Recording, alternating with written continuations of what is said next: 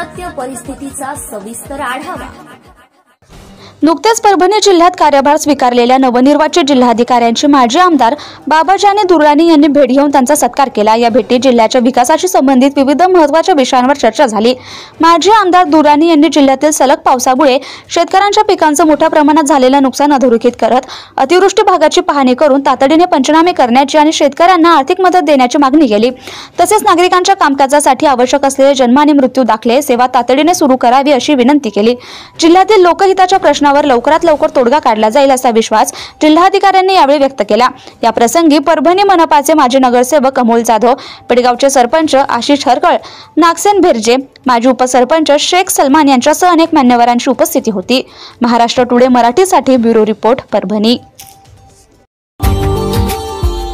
Subscribe now and press the bell icon. Never miss an update.